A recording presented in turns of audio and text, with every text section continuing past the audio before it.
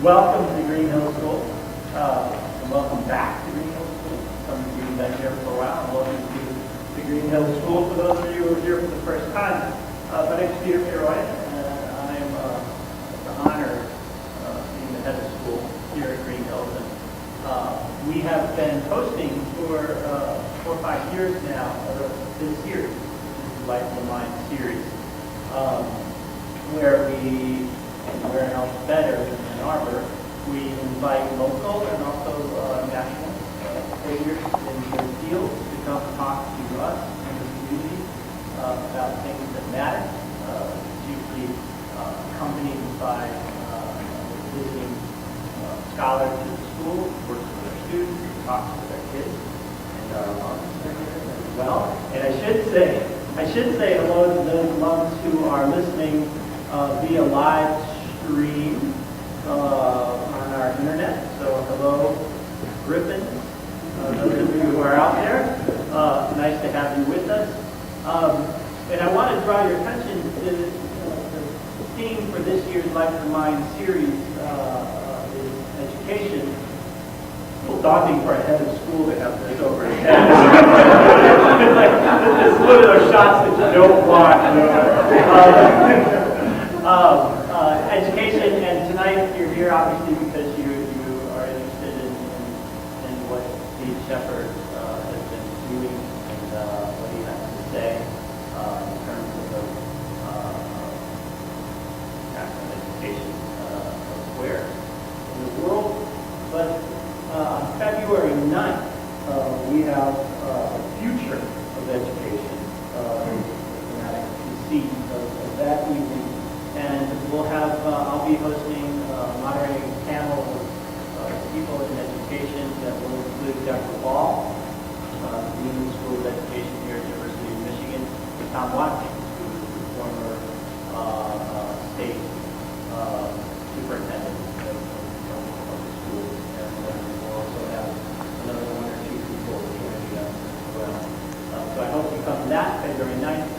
You'll hear about it. We'll get something out to remind you of that. And I want to, I'm not going to introduce our speaker, but I do want to thank the people who helped put this on this evening. Bart Bunn, who is helping with today's podcast, graduate of Green Hill School. Vince Chimnowski, who's responsible for tonight's live stream. Our development office, Margaret McClaw, and Craftsman, and Kathy Barton, and all the folks who put all this together. Thanks for being here. And I finally want to thank Janine Boulay and all the people who are here from Ann Arbor Ethics. It was a wonderful collaboration with them, promoting this. And I want to introduce Janine, who is a long-time teacher at Green Hill School, parent, supporter, years and years and us. And the fact that she, a long time ago, was still good Sam as the behavior and most solutions to realize where we are today. So thanks back with us, even though we see you often. But Janine DeLay is going to introduce Steve Shepard and also tell you a little bit about Ann Arbor.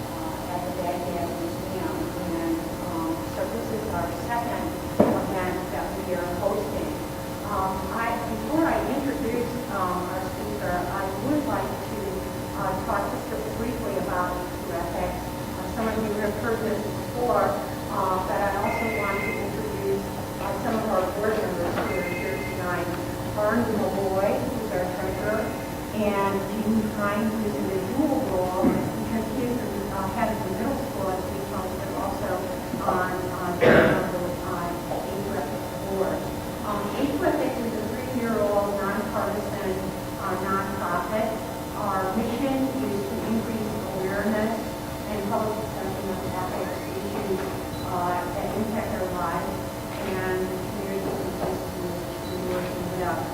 we're very committed to civic innovation and new approaches to education.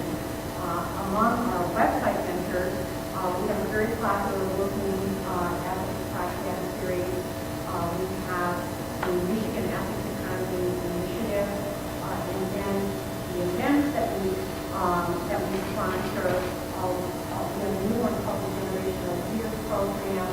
We've got one that's coming up. We strongly urge you to get the team and participate in, called the Big Ethical Question Slam. It's at the Arbor Brewing Company on February 17th, 2011. So check it out on our website, www.ethics.org. And then finally, we love to do these kinds of events. I too want to express my thanks to Mark Regional Fox, who is immediate and constant in her support of this event, as well as extending thanks to Ken Schreiner and Lily Mann from the History Department. And finally, I do want to mention that if you haven't seen the exhibit outside on the wall, and raising the wall in the auditorium outside, please you can go and see some of the symbols that students from Greenhouse have created to symbolize that education building should be no violence sanctuary. They are really wonderful, and part of one of the things Jean Kind for doing that, and also Rob Kennard, who is the chair of the Department of Fine and Performing Arts at Greenhouse, put this together with his students. They mounted it and put on the exhibit. It's wonderful. Please check it out. Read this text. It's an incredible idea. So thank you for working with it. I understand from Jamie that the 6th to 8th grade this year is studying and examining what it means to be a global citizen. Tonight we have the privilege of hearing from one such global citizen. Pete Shepard comes to us from New York by way of Auckland, New Zealand. He's an attorney, receiving his law degree from Columbia University with a specialization in human rights and humanitarian law. Before he earned his law degree, he worked for the United Nations High Commissioner for Refugees in Croatia. Mr. Shepard's current position is senior researcher in the Children's Rights Division of Human Rights Watch International, where he covered several countries in South Asia. Most recently, he returned from India and Thailand, where he has spent the last few months chronicling attacks on schools, students, and teachers in civil conflicts occurring in certain areas of these countries. We are very fortunate to have him with us tonight, because tomorrow he is heading off to Switzerland, where he is going to attend a conference related to his work. This evening's event is to honor global citizens, but we are also here to ask questions. Please welcome Shepard.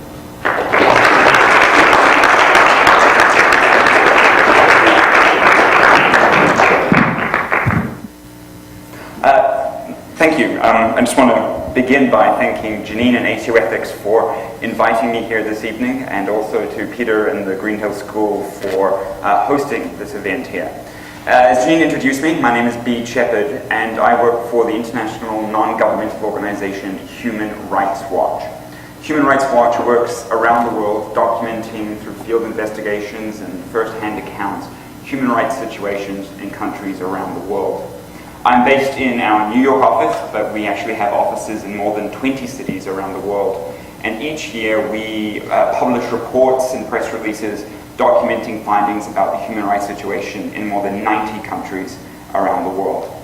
I work in our Children's Rights Division, where I focus predominantly on the Asia region. And one of the topics that I've been working on for the last couple of years is the topic of attacks on education. And to illustrate what I mean by the topic of attacks on education, I'd like to start by telling you 4 short stories that are very important to me because they're situations and stories which I have gone out and documented myself.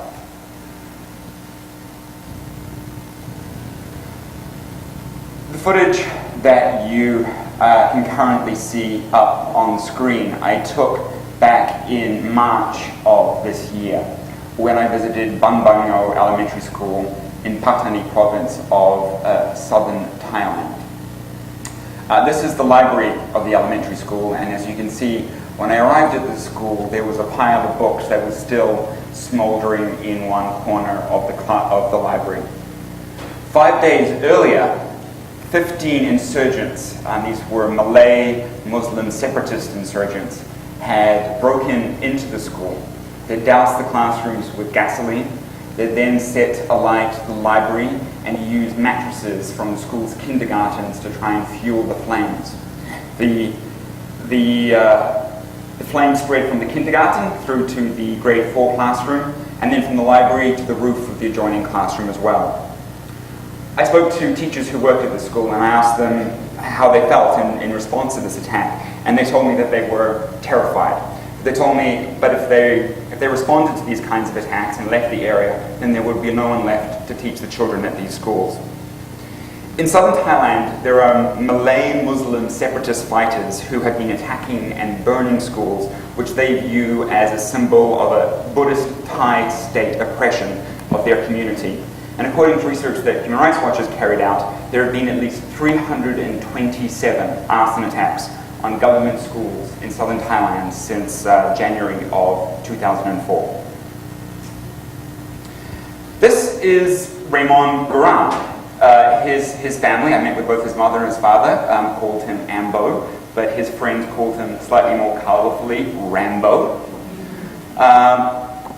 On his 21st birthday, Raymond went back to his hometown and to have a party with his friends and family. Early the next morning, he began to return to nearby Legazpi City in the Philippines, where he was completing his second year as a political science student at Aquinas University. Guran's mother and father accompanied him to the bus stop to help him load his belongings and wave him farewell on the bus. As he sat in his seat, waiting for the bus to begin his journey, a man in plain clothes walked up the center aisle of the bus and paused in front of him. The man pulled out a .45 caliber pistol and shot Guran 4 times at point-blank range, and then he fled. An off-duty policeman who was sitting on the bus when Raymond was shot did not pursue the assailant. Raymond was a leader on his campus and in his community. He was an elected member of the Student Council, he was an active member of the United Church of Christ in the Philippines Christian Youth Fellowship, and he was a spokesperson and provincial coordinator for a left-wing student organization known as the League of Filipino Students at his university. Now, this League of Filipino Students, the LFS, is a national student organization with international affiliated chapters abroad. Although the assailant who killed Raymond has not been identified all these years later, Guran's political activities raised concerns that he was the target of the Philippine security services and security forces, who may have deemed him to have been linked to the long-running communist New People's Army insurgency, which has been waging a war for the last few decades in the Philippines. LFS members have long been targeted by the security forces in the Philippines for alleged links to the New People's Army. Raymond's case is just one case among hundreds of extrajudicial executions over the last few years of members of leftist political parties and non-governmental organizations, of journalists, of outspoken clergy, of anti-mining activists, of agricultural reform activists, and others who work for progressive causes, whom certain critics in the government in the Philippines and certain critics within the armed forces deemed to be linked to the insurgency in the Philippines. Among these victims, at least 3 members of the League of Filipino Students were gunned down in 2006 and 2007. Also, Chris Hugo was killed in March 2006, and I interviewed his mother and some of his friends about that loss. This is Nurhan. Actually, that's not really his real name, but that's the name we're going to refer to him by, because Nurhan doesn't want his real identity known, which is also why you'll see in these photos that we don't actually see his full face. Nurhan is an ethnic Malay Muslim who used to teach at a government school, again in southern Thailand. When I met him earlier this year, he told me about the day in 2009 when he was leaving prayers at his local mosque and headed to his motorbike in an effort to travel home. He got on his motorbike on his way to get home and was just putting his keys in the ignition when he heard someone call out his name. Hearing his name, he turned around and found a gun pointed at his cheek. The gunman fired, spinning his head around, fired again, and a second bullet grazed into his skull. Nuraham raised his hands to block the second shot and lost his finger in the attack. Because Nuraham had been on the receiving ends of threats since 2006 because of his work as a Muslim working at a government school, receiving threats from the insurgents who believed that as a Muslim he shouldn't be working with the Thai government, he carried a gun. His gun license had actually been sped up by the local government because he was a teacher, and the local government also provided free bullets to him because he was a teacher. Nuraham took out his weapon and fired back at motorcyclists who were shooting at him, who fled, and he survived, and though he no longer works as a teacher. He lost one finger, the bullet to his face shattered his jaw and mutilated his tongue. When I met him, the first thing he did was to apologize if I had trouble understanding him, because he still had trouble talking because of the damage to his jaw and tongue. And one bullet is actually still lodged in his skull, as doctors determined that it would be too dangerous to remove the bullet. At first, parents at his school tried to keep the story of his shooting quiet because they didn't want to disturb the students there. But a number of the students had heard the shooting, and they soon found out. My students were affected the moment they learned that I was shot, Nuraham told me. They all broke out in tears asking, who shot the teacher? Many came to visit me in the hospital and cried when they saw I was shot. These separatist Malay Muslim insurgents in southern Thailand are suspected of killing at least 108 government teachers and 27 other educational personnel in southern Thailand since January 2004. Another 103 teachers and another 19 educational personnel have also been wounded during that time. So far in 2010, 19 government teachers have been killed. The vast majority of these victims have actually been, unlike Nuraham, being ethnic Thai Buddhist teachers working in the south. And finally, this is Tangkuba High School. It's in Bihar in India. In the early hours of July 4th back in 2006, hundreds of heavily armed Maoist guerrilla fighters who are fighting against the government of India across a number of states in the east of the country. These Maoists attacked the police station in this village, in the town of Tangkuba, in Bihar State's Gaya district. 2 police officers were killed in the attack, and although the police were able to prevent the Maoists from accessing and looting the police station's armory, the Maoist attackers nonetheless succeeded in detonating dynamite that brought down the police station building. With the police station destroyed, the police decided to pick up shop and moved down the road and took their station and set it up instead in the buildings of the nearby Tangkuba High School and co-educational government day school. 3 entire years later, when I visited Tangkuba in June of last year, the police were still there, occupying 8 of the school's 11 classrooms. Around 25 to 40 police are usually based at the school, and as you can see from these photos, which I hope you can see because I sort of took them from the back of a car so that no one would notice I was taking the photos, so they're not the most perfect photos. The school now has a distinctly militarized appearance. On top of one of the school buildings, you can see at least 2 brick sentry boxes and other brick fortifications have been added by the police. While on the second school building, at least another brick sentry box has also been constructed. Inside the school grounds, you can see that sandbags have been placed there to provide additional fortification to the school. For example, here in the bottom photo, for the main gate security. The activities of the police at the school is disrupting the education of the children who are attempting to study in the remaining classrooms. A 16-year-old girl at the school shared with me one of the problems that upset her. Sometimes, she said, they bring back culprits back to the school and they beat them. I feel very bad when they beat them. Another student complained to me that the police take baths in front of the girls and in front of the male students as well, in their underwear, which they believe not to be appropriate in the local culture. Sometimes, he told me, these police are teasing the girls as well. The police also interact with the students and interrogate them. A 17-year-old girl told me, sometimes the police are asking us questions. They are asking us sometimes, where are you going and why are you here? The school's 700 students must now study in the 3 non-occupied classrooms. Students told me how this was creating problems, such as simply finding a place to sit in class. We are facing a problem with our studies, one girl told me. When all the students are here, we have to stand or sit on the ground, and it's very difficult if you sit on the floor to write or to take notes of what the teacher is saying. Another student explained to me how when all the students are at the school, some are forced to sit outside in the hot sun because there's simply not enough space inside. The space problem is rather unsurprisingly affecting school attendance levels. And one of the teachers at the school explained that because of the police presence, children are not coming to school as regularly. But it's not just the school classrooms that the police are occupying and preventing the students from using.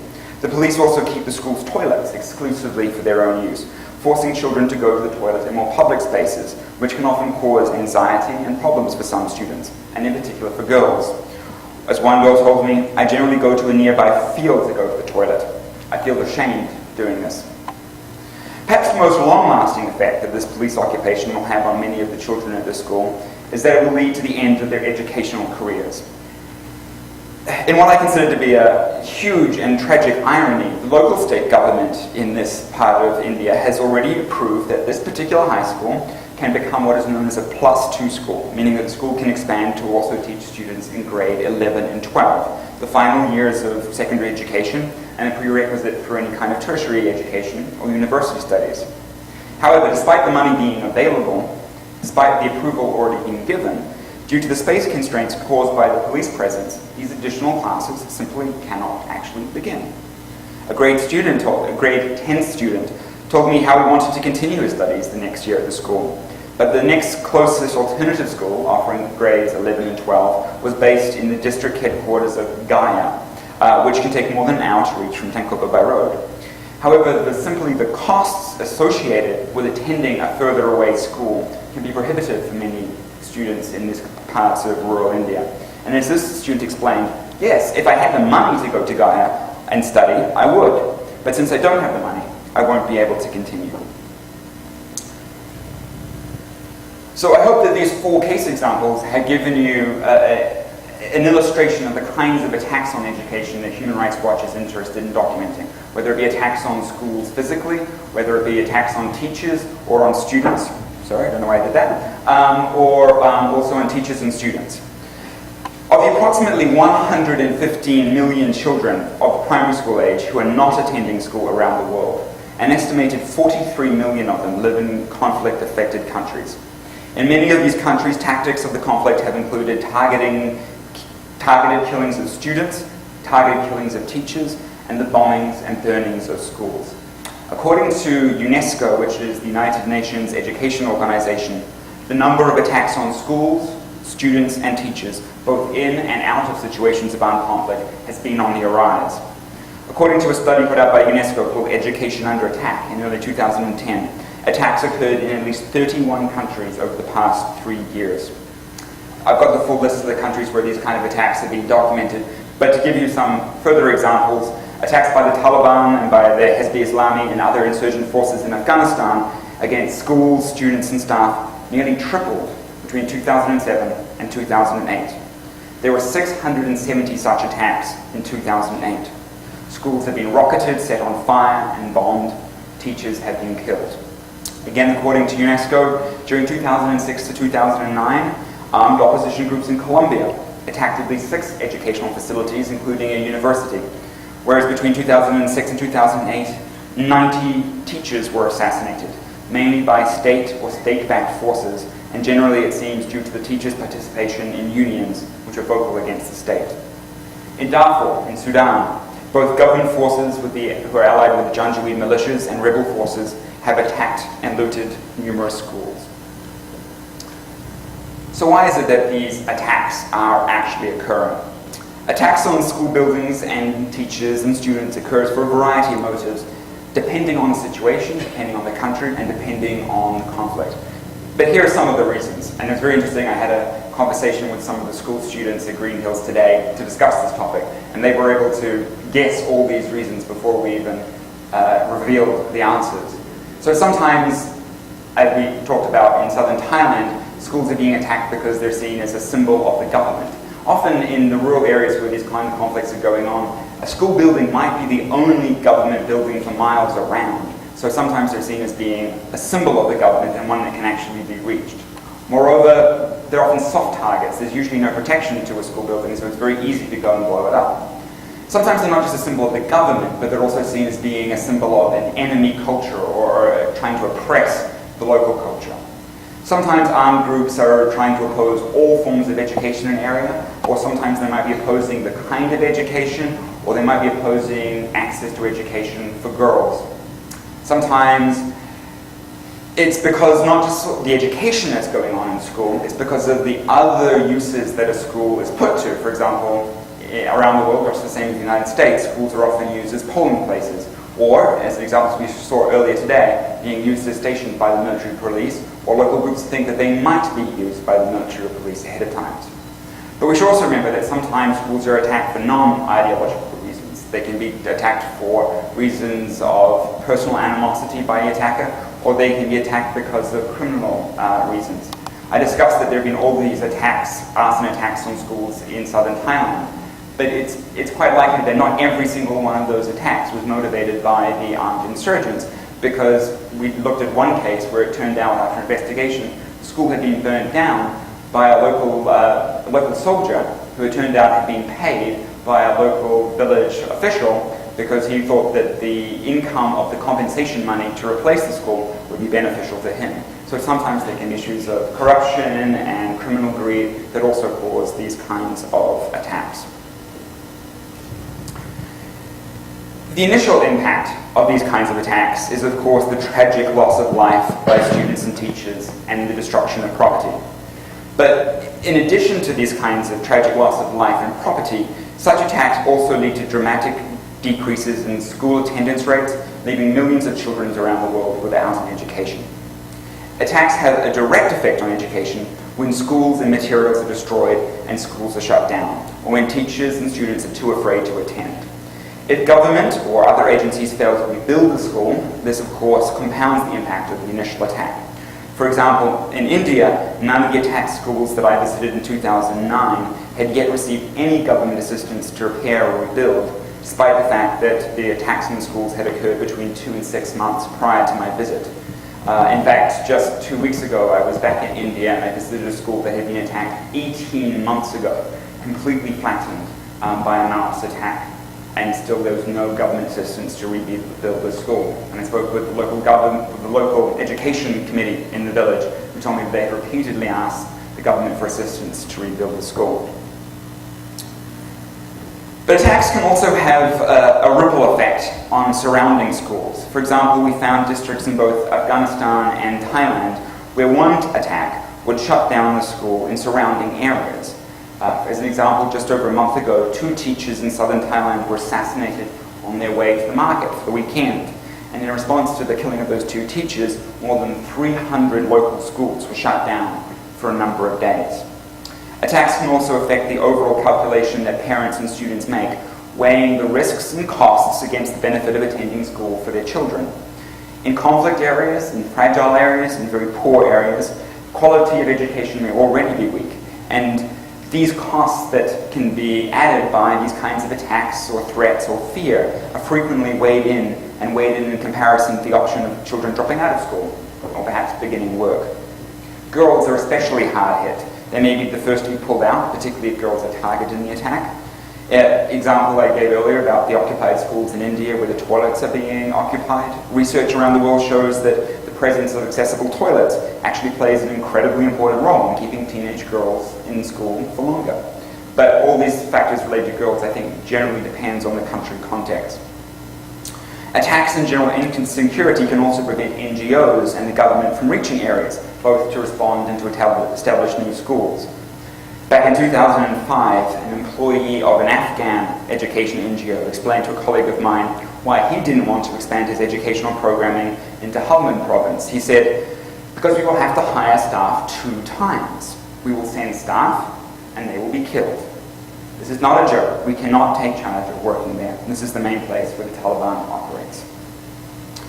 Threats alone against schools, against teachers and students can also be very effective in disrupting and even halting education in the climates where violence is widespread and where violence is met with impunity.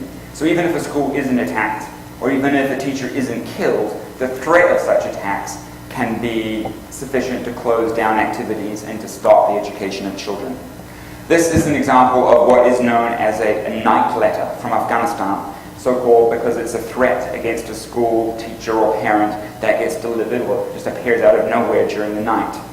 One letter collected recently by Human Rights Watch, which wore a Taliban insignia and was sent in October of 2009 to a teacher at a girls' school in Afghanistan, read, "We warn you to leave your job as a teacher as soon as possible.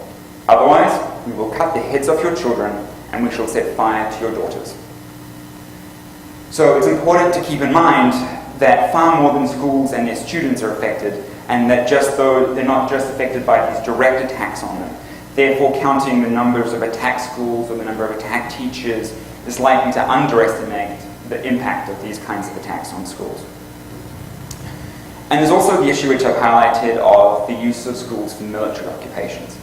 Human Rights Watch has begun to look more closely over the last few years at the impact of militaries and other armed groups using and occupying schools.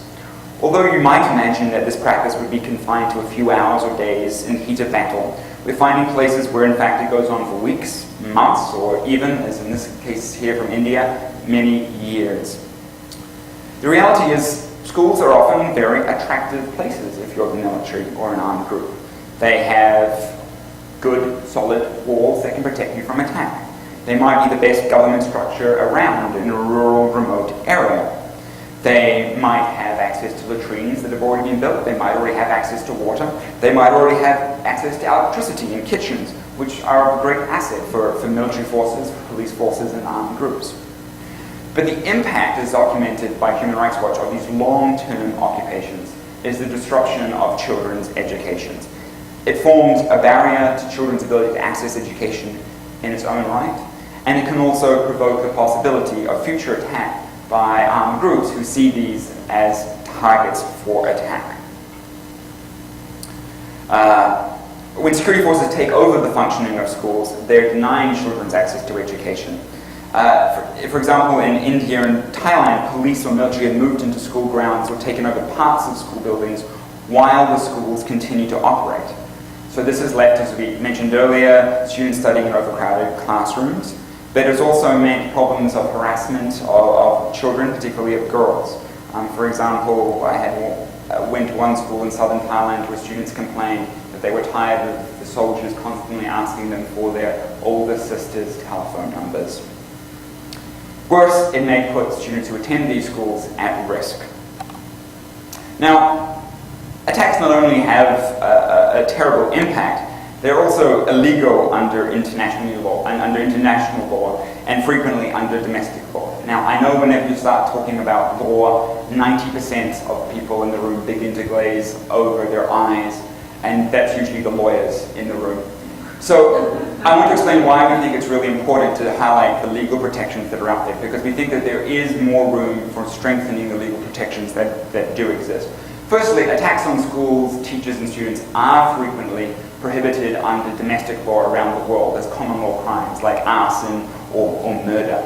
But only in a few countries around the world is the use of schools for military activities or by police actually prohibited. For example, in the Philippines, which has been fighting 2 civil wars for many decades, they actually do have a law that says that security forces can't use schools as bases. But in many other countries, including the United States, there is no prohibition on military forces using school buildings during situations of armed conflict. But sometimes those domestic criminalization, calling it murder or calling it arson, doesn't really get at the underlying crime, especially if the crime is motivated by discrimination or at creating fear or spreading intimidation to rural communities. And sometimes that means we're sort of just looking at international protections. There are 2 bodies of international law that are particularly relevant here. The first is known as international humanitarian law, or that's what it's usually referred to by NGOs like us, but militaries around the world generally refer to it as the laws of war. These are the rules that govern how wars can be fought. And teachers, students in school buildings are protected as civilians and as civilian objects, is what they're called, under international humanitarian law, provided that either the individuals or the buildings are not serving a military purpose or taking part in hostilities. the Rome Statute of the International Criminal Court, which was recently established in The Hague, which is used to try the worst crimes of international law, crimes such as genocide, crimes against humanity, and war crimes, when countries who are responsible for the perpetrators or where the victims live are either unable or unwilling to try those perpetrators. The statute which sets up that court also has extended individual criminal responsibility for attacks on buildings dedicated to education, although we're yet to see any case brought by that court for this purpose. There's also protections under what we call human rights law, including the right to life and the right to education. So we should note that even when an attack on a school might be carried out by an armed group, so not by the state itself, where the government is in a position and has the capacity, they nonetheless have an obligation under human rights law to make efforts to prevent such attacks in the first place and to respond to such attacks when they occur. And here's the important thing on why it's important sometimes to go to international law comes into play when it comes to this issue of occupation of schools. As I said, in many countries around the world, there isn't a specific prohibition under domestic law for the use of school buildings. However, Human Rights Watch has argued that when security forces transform schools into military objects for extended periods by setting up shop in the schools, they have an obligation under international humanitarian law to take all feasible precautions to protect civilians from attack. And that means that they need to remove them from the vicinity of their presence, and thus it becomes unlawful to use a school simultaneously as an armed stronghold and as an educational center. Also under human rights law, we can argue that this interferes with children's right to access and education. So now that I've told you all the grave stories, I get to turn to the better questions about what can be done. As increasing interest in research has been going on over the past few years into the topic of attacks on education, some patterns across different countries is emerging. And although attacks on education vary in their methods, they vary in their scale, they vary in their motives, they vary in their impact, there is increasing consensus that better country-level and global responses are urgently needed to protect education in conflict situations. And we have identified 4 areas where we think there needs to be action. First, we need to improve monitoring and reporting of attacks on education. Second, we need to develop effective programmatic responses to attacks on education. Third, we need to strengthen legal protections. And finally, we need to hold violators accountable. And I'm going to discuss each of these areas just quite quickly. So what do I mean when I say monitoring? Monitoring refers to the systematic collection of information about incidences, and most importantly, also about the analysis of that information. Here, in this particular context, we're talking about monitoring attacks on schools and educational personnel, students, and the military occupation of schools and the impacts of these events. And this form of monitoring is different from what we might normally think of when we say monitoring in the educational field, which might be monitoring school grades or student achievement.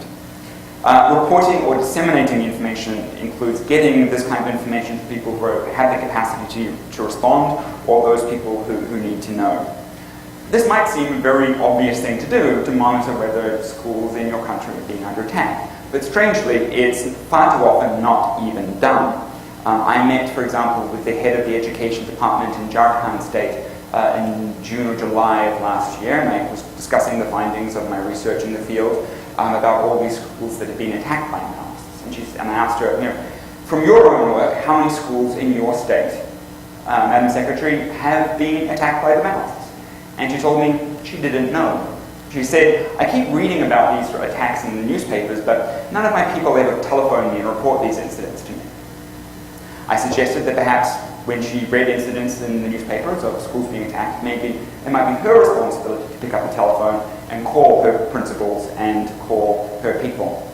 I was very gratified, in fact, when I met with the same Secretary of Education just, I think, 2 weeks ago now. And it was really clear that in the time since, her state has begun to set up a system that monitors and tracks attacks on schools. But there's still a lot more that they need to do about actually responding once they now learn that attacks have occurred. Why should we bother monitoring?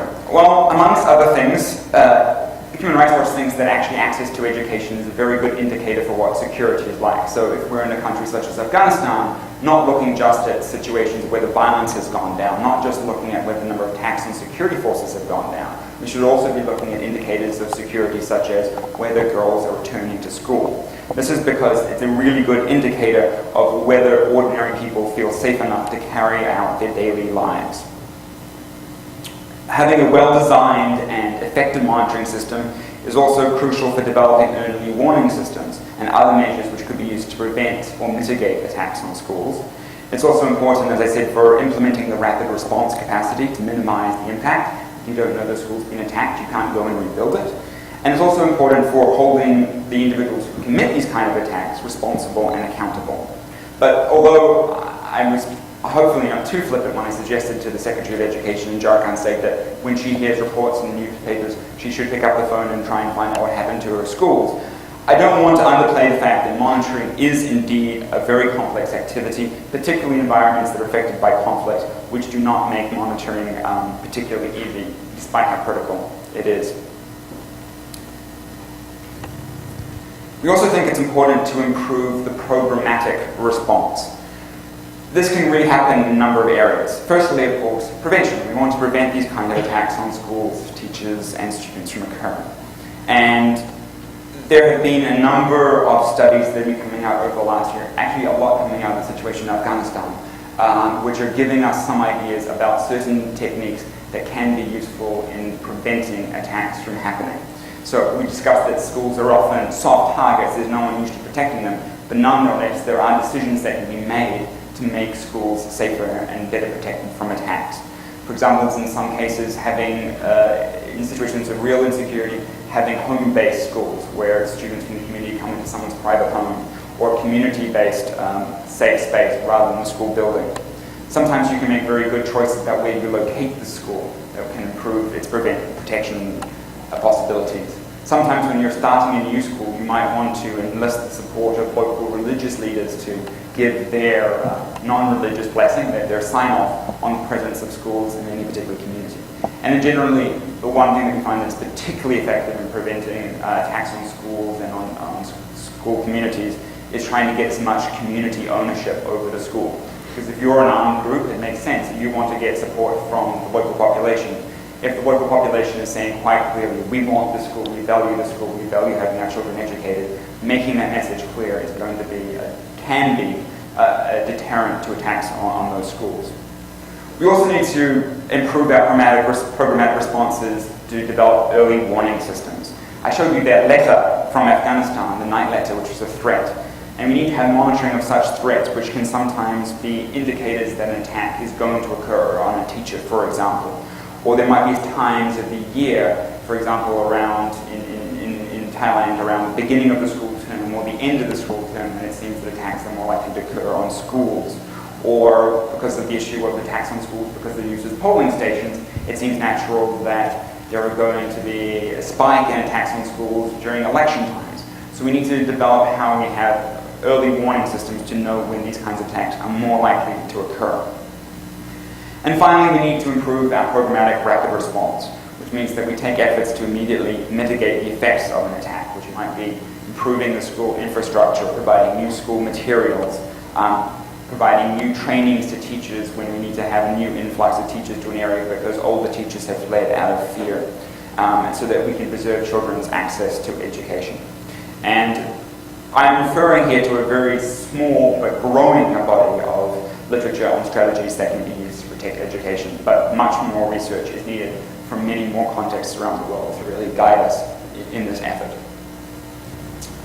And finally, I'm going to return to this issue of the need to strengthen legal protections. Firstly, it's important to ensure that attacks on schools and attacks on teachers and attacks on students are criminalized under domestic criminal law. And we want it to be criminalized, not just that these are incidents of arson, but that in circumstances, these are one of the worst crimes that we have in the international system.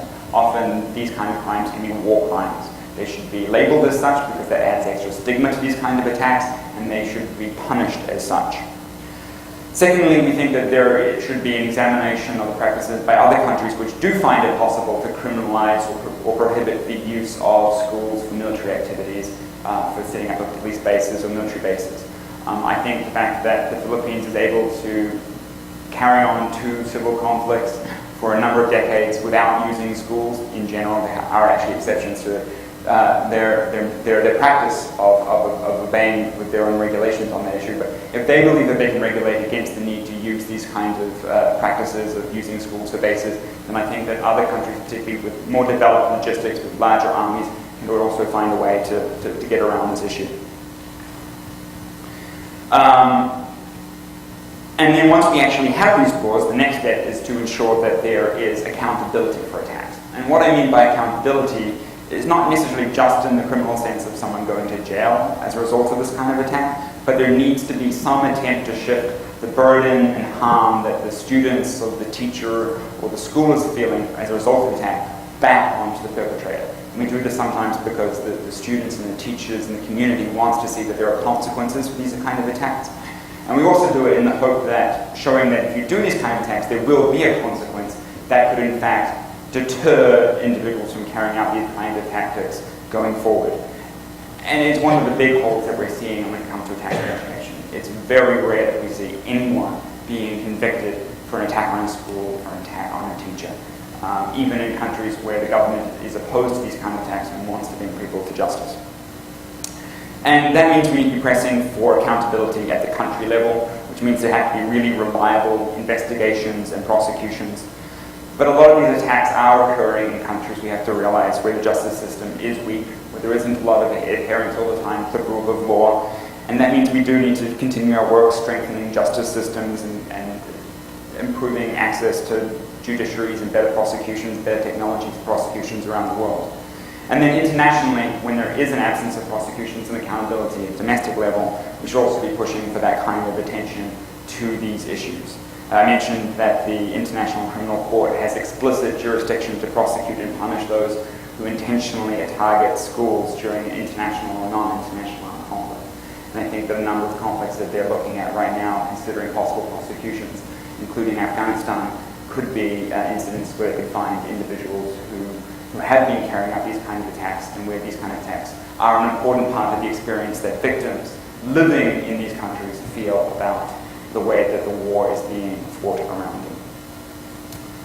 So, in conclusion, I want to say that there has been a growing body of research by organizations like Human Rights Watch, but also by academics, scholars, other NGOs, humanitarian organizations of the world, that is really documenting that attacks on education are a major problem in many parts of the world. I want you to remember that number from the beginning of this presentation.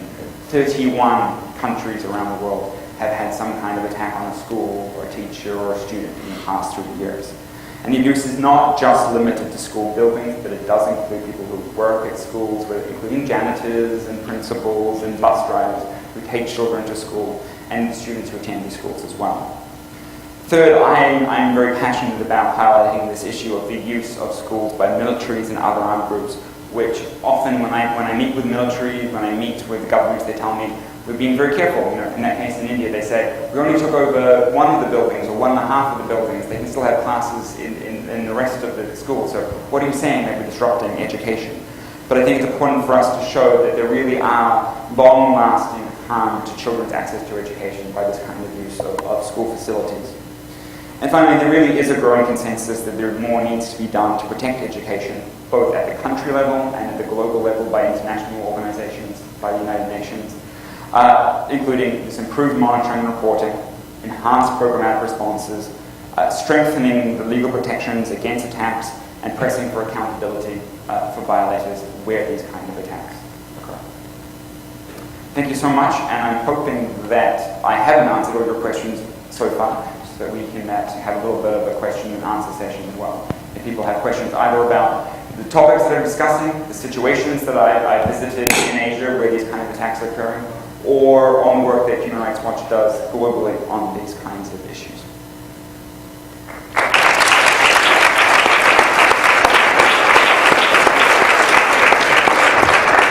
Well, thank you for a very illuminating and depressing portrayal of what's going on. I'm glad they ruined your night for you. Am I going to move the lighting and move over here? Okay, thanks. One thing I was struck by, of course, is all of these countries, you're right, are very poor. Also, most of the schools are owned by the state. As a consequence, the local population doesn't have as much ownership of them. And also the military has, of course, the ability to take them out because they are state property. I was wondering if you had any information as to how things might have changed if it were privately owned, or if there are any instances. Thank you. Yeah, it is a great question, and you're right that many of the schools that I have described are government schools. And I think there are a number of reasons for that, because I think in some poor countries the presence of government schools is a lot more. And also because if we look at the reasons that motivate these kinds of attacks, if it's an animosity against the government, that explains why its government schools are attacked. But that's not to say that private schools don't have these kinds of attacks or other kinds of attacks as well. For example, in southern Thailand, there's sort of three schooling systems there. There's the government school system. In addition, there's something called Islamic private schools, which have, during the day, the traditional national curriculum, but in the afternoon they also have Islamic studies. And then there's a third system which does just traditional Islamic studies and doesn't always have any part of the national curriculum. And in those private institutes, those private Islamic schools, we also see different kinds of attacks. They're different. One, you'll see that the Muslim Malay separatist groups often use these schools as a place of first contact when it comes to identifying potential fighters and for beginning the indoctrination and recruitment of children or other young people into their movement. We also see, though, that because the government sees these schools as sites of where this indoctrination is occurring in a place of recruitment, that they will then have a suspicion of these kinds of schools, which will sometimes lead to them creating raids on the schools, which sometimes leads to the mass arrest of students. I visited one private Islamic school in the south, where on one day, I think it was at the end of 2009, the security forces turned up and arrested all but one of the students that were present on that day. 40 students, I think, including 2 as young as 10. They took them off to the local military base without letting the parents know, without letting the teachers come with them, to interrogate them about it. They then searched the entire school with explosive detectors, and they dived into the lake to look for things hidden in the lake. Came up and said they found nothing. And they eventually decided that, in fact, they think that the local insurgents had tried to tip them off to make them do the search because they thought it would create attention with the community to have this kind of activity happen. And the principal there was a very reasonable man. He said, even though all students were released from the school, a lot of damage was still done, because even if you've been arrested by the security forces and released, even without charge, sometimes there is a stigma of suspicion that's going to stick with you. And if you're a community in southern Thailand that wants to avoid suspicion from the security forces, or if you're a school who wants to avoid scrutiny and interference from the government, you might be a little bit hesitant to let back into your community, back into your school, someone who's been previously arrested, even if it's been for no reason and they've been freed. So I think that it is true that many of the schools which we've documented have been attacked in part because they are public schools, but there are also attacks that private schools have come under too.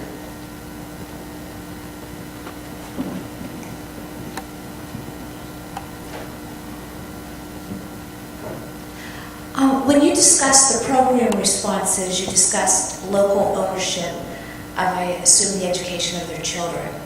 And this to me was the most compelling. It seems to me this intuitively is the way, the best solution for this. But what can an international organization like yours, how would they generate this? Yeah, in fact, the programmatic responses are one that we don't specialize in. We specialize particularly in documentation of human rights issues. And we don't have donor programs, we don't run programs, we don't set up educational training systems, we don't set up any of those kind of efforts. So it's my interest in this is in looking to what other international organizations have been doing. And there are a lot of humanitarian organizations, CARE, Save the Children, who do get involved in these kinds of plannings. So also UNICEF, the United Nations Children's Fund, who do get involved in supporting these kinds of programmatic activities. And there are sort of two things that they do. One, sometimes they may provide funding, though of course in some situations, if it's clear that an international organization is providing funding or direction to an educational problem, that might in and of itself make that school a target of attack. But they can also sort of spread some of these findings that are coming out of places like Afghanistan, the research which suggests ways that having community involvement can be used to prevent these kinds of attacks. So getting that information out there so that when governments are planning how they're going to conduct education, getting governments to know different ways that they can go about setting up schools in insecure areas, so that they can go about implementing those kind of attacks, those kind of plans of attack. That's awful. Use the same word. Going about implementing these kinds of programs. How are you